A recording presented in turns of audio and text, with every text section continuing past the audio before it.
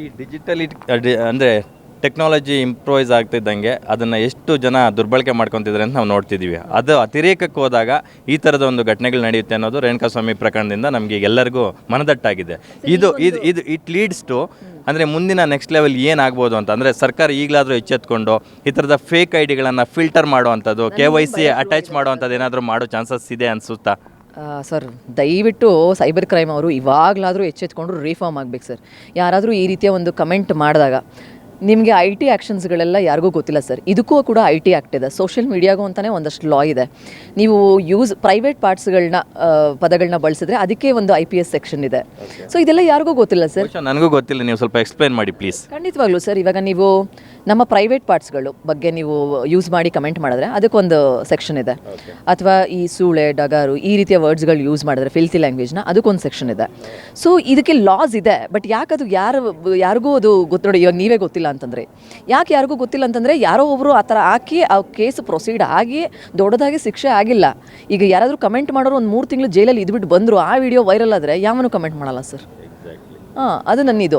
ನನಗೇನು ಅನಿಸ್ತಿದೆ ಗೊತ್ತಾ ಸರ್, ಈ ಗೌತಮ್ KS 1990 ಅಕೌಂಟ್ ಏನಿದೆ, ಆ ಒಂದು ಫೇಕ್ ಅಕೌಂಟು ಯಾವಾಗ ಕ್ರಿಯೇಟ್ ಆಯಿತು ಆ್ಯಂಡ್ ಎಷ್ಟು ಜನಕ್ಕೆ ಆ ಒಂದು ಅಕೌಂಟಿಂದ ಮೆಸೇಜ್ ಹೋಗಿದೆ, ಏನೇನು ಮೆಸೇಜ್ ಹೋಗಿದೆ, ಇದನ್ನೆಲ್ಲ ತೆಗಿಬೋದಲ್ವ ಸರ್. ನಾವು ಎಷ್ಟು ಅಪ್ಡೇಟ್ ಆಗಿದ್ದೀವಿ ಇವಾಗ. ಗೂಗಲ್ ಎವಿಡೆನ್ಸಿಂದ ಇದರದ್ದೆಲ್ಲನೂ ಹಿಸ್ಟ್ರಿ ಆಚೆ ಬರುತ್ತೆ. ಸೊ ಹಾಗಾಗಿ ಯಾರ್ಯಾರು ಇದ್ರ ಬಗ್ಗೆ ಪ್ರಶ್ನೆ ಮಾಡ್ತಿದ್ರೆ ಆ ಒಂದು ಅಕೌಂಟ್ ಬಗ್ಗೆ, ನೀವು ಸೈಬರ್ ಕ್ರೈಮ್ ಅವ್ರಿಗೆ ಟ್ಯಾಗ್ ಮಾಡಬೇಕು, ಹ್ಯಾಶ್ಟ್ಯಾಗ್ ಕ್ರಿಯೇಟ್ ಮಾಡಿ. ನಮಗೂ ಇವತ್ತಿಗೂ ಯಕ್ಷ ಪ್ರಶ್ನೆ ಕಾಡ್ತಾ ಇರೋದೇನಪ್ಪ ಅಂತಂದರೆ, ರೇಣುಕಾಸ್ವಾಮಿ ಮೊಬೈಲು ನೀರಿಗೆ ಎಸ್ತಿದ್ರಂತೆ, ಕೊಳಚೆ ನೀರಲ್ಲಿ ಹುಡುಕಾಡಿದ್ರಂತೆ. ಸುಮಾರು ಒಂದು ವಾರ ಹುಡುಕಾದ್ರು, ಸಿಗಲಿಲ್ಲ ಅಂತ ಅಷ್ಟಕ್ಕೆ ಬಿಟ್ಬಿಟ್ರು.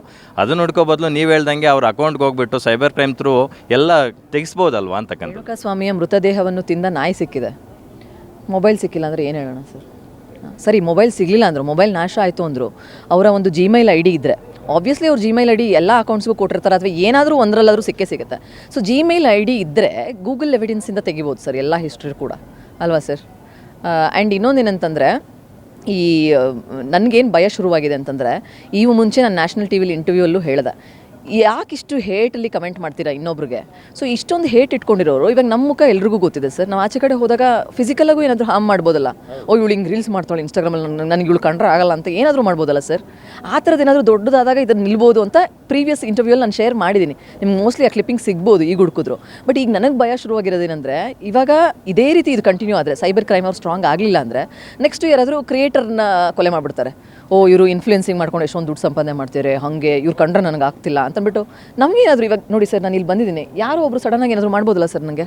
ಅವ್ರು ನನ್ನ ಫಾಲೋವರ್ ಲಿಸ್ಟಲ್ಲಿದ್ದು ಅವ್ರಿಗೆ ನನ್ನ ಕಂಡ್ರೆ ಆಗಲ್ಲ, ನನಗೆ ನೆಗೆಟಿವ್ ಕಮೆಂಟ್ ಮಾಡ್ತಿರ್ತಾರೆ ಅಂದರೆ, ಅವ್ರ ಎದುರುಗಡೆಗೆ ನಾನು ಹಿಂಗೆ ಹೋದಾಗ ಏನಾದ್ರೂ ಹೊಡಿಬೋದು, ಏನಾದರೂ ಮಾಡ್ಬೋದಲ್ಲ.